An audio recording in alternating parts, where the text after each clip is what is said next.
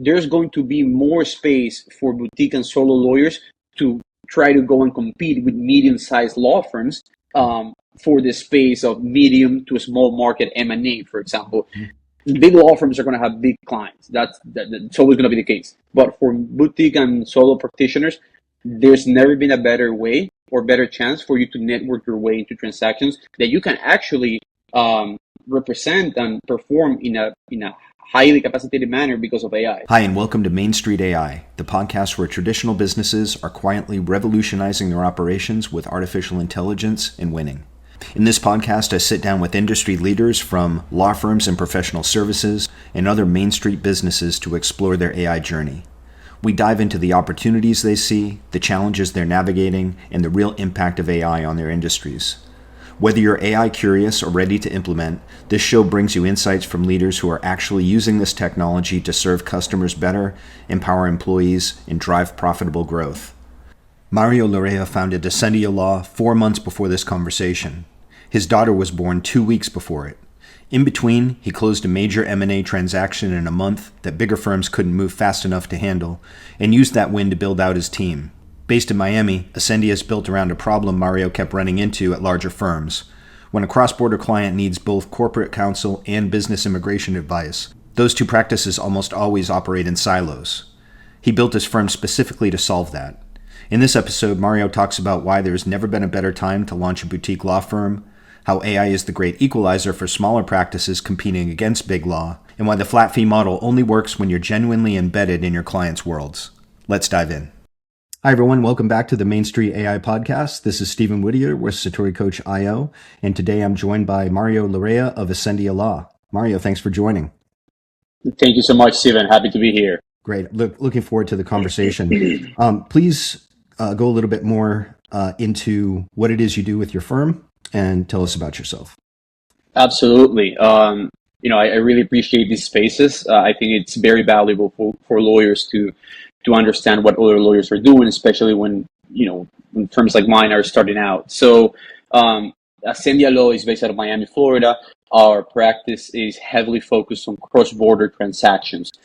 Being based out of Miami, naturally, a lot of entrepreneurs and businesses from Latin America and Europe see Miami as their first stepping stone into the U.S. Therefore, we've built a firm that has the capacity to represent these type of companies, not only on their corporate needs, but also in their business immigration strategies. And what we've done is that we've transferred the very hands-on, sophisticated corporate representation style to the business immigration side. And that way, the companies not only have outside general counsel that deals with their contracts, self-landing to Miami or to the U.S. in general, but also a highly connected business immigration strategy to their long-term goal. What we saw before, when I was in prior firms and in prior practices, was that while you could have an amazing corporate practice, if the cross-border client also needed business immigration advice, both the business immigration counsel and corporate counsel operated in silos, and that created big inefficiencies.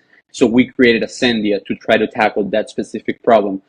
We've been at it for the past almost 4 months, and it's been great. The results are there. The market really needs this type of practice, and that's what we're focusing on. I like to say that we're a firm that is Miami-based, U.S.-based with cross-border capabilities. I say this because a lot of our clients are, U.S. businesses, right? Businesses operating in the U.S. that have no intention to go abroad. And we represent them well, but we also have that capability of representing cross-border clientele. Great. So obviously, whenever we are talking about cross-border, there's a tremendous amount of complexity there. What would you say that people who aren't in the legal field misunderstand or underestimate about the work being done in this space? Like, what would you want them to know that maybe they don't? Look, we represent, in my past practices in Ascendia, we represent hundreds of companies. We do this, in the general counsel capacity and also in the business immigration side. I think that the companies that underestimate the complexities of running structures both in the U.S. and in any other market are the ones that fail when they come and expand to the U.S. Companies that take it seriously and open a holding company or open an operating company in the US while operating in other markets, have the budget allocated to that specific US expansion, have the personnel specific for that US expansion, are the ones that see that see success in their projects. Because we see many times companies that say, hey, we're going to open a commercial office in Miami, but they don't really have the infrastructure to handle what that looks like. So they just think that, because they have a company open, then, they're going to hire an independent contractor to do their sales. That's going to work. And that's really not. You really need to have the entire organization backing the idea. So I would say, to wrap it up there, you really have to understand what you're getting yourself into. And that means getting your team to buy the idea of expanding to a different market and also having the budget necessary to do it. Right. So needless to say, there's a tremendous consultative aspect to what you do along with the legal representation. You have to be not only attorneys, but business experts as well. Absolutely, Stephen. And that's why, part of my practice, and what I'm trying to tackle here is being that voice that entrepreneurs from across the globe can call whenever they're expanding to the U.S. and that they can call confidently. Because what happens, when I've worked in different law firms, and when I see my colleagues working in bigger law firms, charging very handsomely rates per hour, the entrepreneurs that are in Latin America or in Europe, they don't want to call you, because they know that it's going to cost them a lot of money. So what we're trying to do here is that we're trying to work as much as we can in flat fee basis, so that way we can anticipate the issues that the client is going to have, because the client is not going to have a problem calling us when the problem arises, or to tell us what they're thinking for the next quarter or the 2 quarters down the road. What we saw before was clients coming to us with big problems that could have been solved way earlier if they would just have called. But they didn't, because of course that was going to be too expensive, So we're trying to be that law firm that they can, get the phone and call, for us to be on top of everything that they need. Fantastic. That's actually come up a couple times too, with the hesitancy, like the business model reflecting exactly that, the hesitancy of the client to say, like, I'm going to call my attorney, my advisor here, for that exact reason. So it's really interesting that you've created this boutique firm specifically structured so that you can remove that hesitancy and make sure that they're being proactive when they have challenges. Now, granted, in some engagements this works and it is profitable for us. In some others, we lose money, right? But this is a long game. If we're not so profitable in one engagement because a client wants a highly hands-on representation, then okay, maybe we restructure down the road. But we give them that peace of mind that with us, they're not going to have any surprises. Because I've seen a lot of horror stories from clients coming to us in a very defensive manner. And when I dig deeper, I understand that it's because they've been presented with astronomical bills at the end of months or quarters when they weren't expecting them, and we're trying to avoid that as much as we can. Great. I'll pivot over now. Ask you about AI. I'm specifically fascinated with the impact of this emerging technology on this field. What sort of trends with AI are you seeing currently? It's interesting because I think there has never been a better time for lawyers to launch their firm. You really have everything on your computer or in your devices to be able to operate at a level that the client is going to feel comfortable with your output, and you're going to be happy with not killing yourself with a huge amount of hours of work, and also your overhead is going to be super lean. So what I'm seeing in AI is that there are a lot of big players in the legal AI space, but it is crazy to see that most of these players do not really have a competitive advantage against models like Claude, for example. So I've seen a lot of usage of Claude, a lot of fees being scaled down and a lot of flat fees being able to be given because the lawyers are using AI. In our case, we started a law firm specifically designing a way in which we were going to leverage AI for most of our operation. So, in our engagement letters, one of the first things that we say is that we are going to leverage AI for our representation. Um, we are going to take all the measures to keep your information confidential. And if a client doesn't want us to use AI, they can opt out. But I haven't had one opt out yet. And we try to automate our workflows as much as we can. In our firm, we use uh, a billing software, a billing software management tool called Clio. They also have a great AI tool, and there's a lot of the shelf for lawyers. You just have to try out what's best for you. Mm-hmm. Great. Are there any things that you would say, like in terms of fears, uncertainties that you're feeling, or are you overwhelmingly positive about it? Look, it's you never know, right? Because if you're a lawyer that has been trained to generate a lot of output, right? To draft a lot of documents and to be hunkered down in the office, just turning around red lines, then I would be scared. But from the moment I started my practice, I wanted to bring a business oriented approach to it. Mm-hmm. So even if things change and the corporate practice becomes commoditized, what is not going to become commoditized is the human interaction, the judgment of the lawyer, and the experience that the lawyer has that brings to the table for the client to analyze their options. So I'm not, you know, I'm not telling you I don't think about this from time to time. It definitely haunts me to think how it's going to look 10 years down the road for my practice, right? What's going to happen? But because of the way in which I built my practice and the intentionality that I put to relationships in my practice, I think we are better positioned than most law firms at this point. Right. What are you most positive about with the technology for where you see it going, like capabilities that are on the horizon? I think the sky's the limit, honestly. I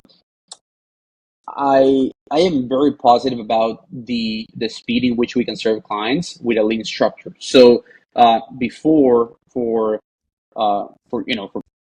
companies that are doing M&A transactions, they want to do law firms with a lot of bodies, right?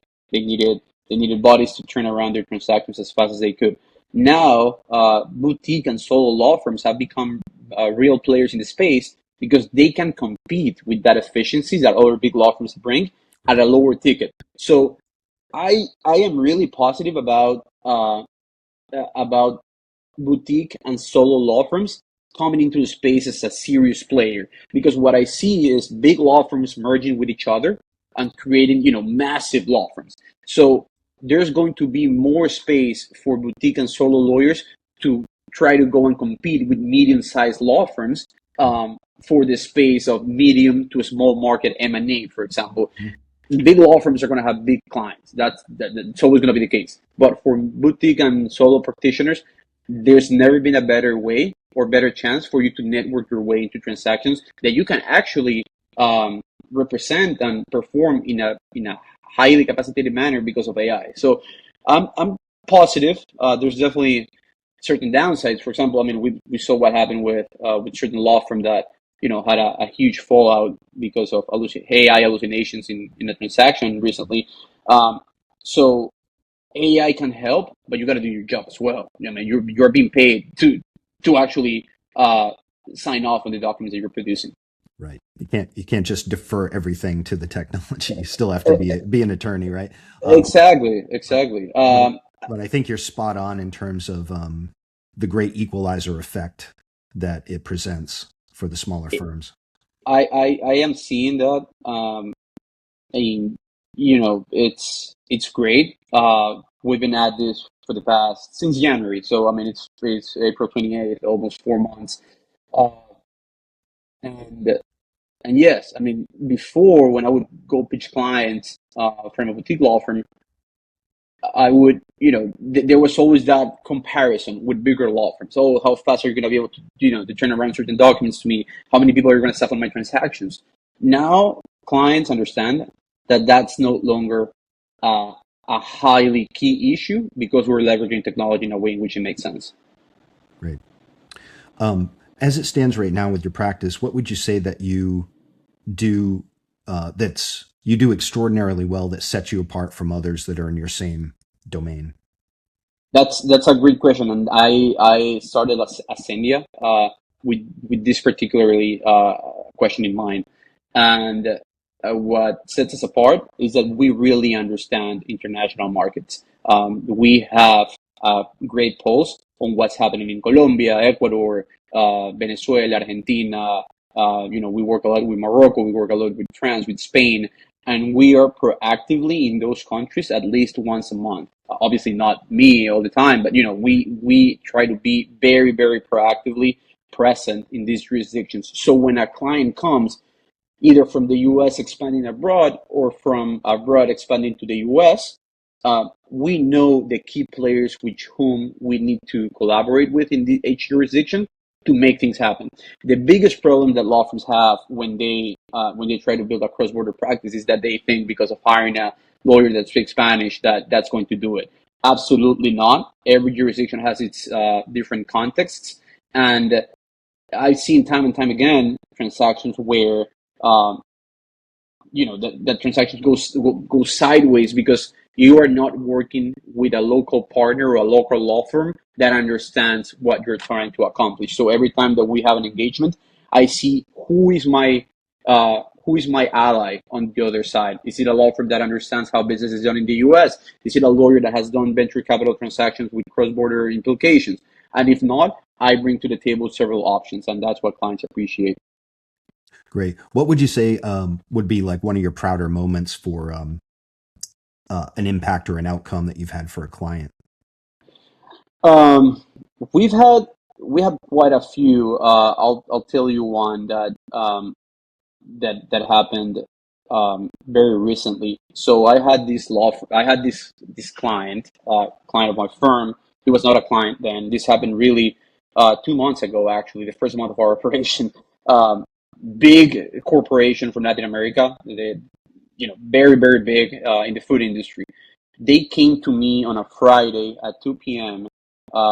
Hey Mario, I was referred to you. We're trying to sell one of our companies. Um, and we would like to explore representation. I'm like, great, absolutely, this is what we do. Company was based out of the U.S. The parent company was an international company, so it was extremely in our wheelhouse. But then he said, yeah, we want to close within a week, and I'm like, wait, why are you coming to me? Because you have U.S. counsel. I mean, you definitely have to have U.S. counsel. You've been operating this company for 10 to 12 years. And then the guy explained, well, the turnaround doesn't work for the law firm that we're working with. So then we went to other big law firms, and they're asking us for, like a $200,000 retainer. And somebody in one of these big law firms actually told me, talk to Mario. I'm sure he'll get it done. And we were able to get it done, not in a week, obviously, but we were able to get it done in a month, which was a realistic time frame for way below even the retainer amount that they were being asked for. So the big corporation was extremely happy. And then the next conversation that we had was, okay, how do we turn around all of our US work to you guys? You have the capabilities. And this led me to bring in people to the team. So it was an extremely proud moment because the client was desperate to close the transaction. They needed to do it. And we were able to do it in a very efficient manner. That's fantastic. In terms of growth, obviously, well, you've been doing this for years, but Ascendia is a newer firm. So I'm not going to really ask you about growth stage because it's earlier stages for this particular venture. But what would you say is your objective for growth over the next 12 months? Um, I mean, obviously, it's going to be driven by revenue, right? I mean, we want to grow our client base. We want to get to a specific number that we have in mind. I think we're in target. We're way ahead, I believe. In terms of bodies, in terms of headcount, um, we are operating really well with the off council model. So right now, we don't have um, full-time attorneys at the firm, but we have amazing off counsels Mhm. with very specific capabilities that work with us under the Ascendia brand. Yeah. for each specific transaction. So in terms of growth, I would like to find more specialists Mm. in different areas that I don't really have at this point, and I'm trying to work my way through that. I would like, and this is something that I'm working heavily on, to really grow the business immigration side of the practice. With everything that's going on with this administration, a lot of international businesses are very hesitant of starting an immigration proceeding in the U.S. So I am really hoping for uh, a growth in the business immigration practice by actually explaining to clients what it entails to do a business immigration proceeding. So that's where we are. The first year, it's obviously heads down working. That's what we're doing, and we'll go from there. Great. My magic wand question is this: if you could wave this hypothetical magic wand and fix one thing in the business, what would that be? Oh, yeah. So I do obviously a lot of the client development, the business development for the practice. And if I could have it my way, it would be the problem that I would solve is that if I'm having three business development meetings in a day, um, I gotta have a team that's ready to keep working under my same uh, under my same level of what I'm expecting Mm. while I'm having those launches. Because every solo practitioner has the same issue, right? You're either developing business or you're working on the business.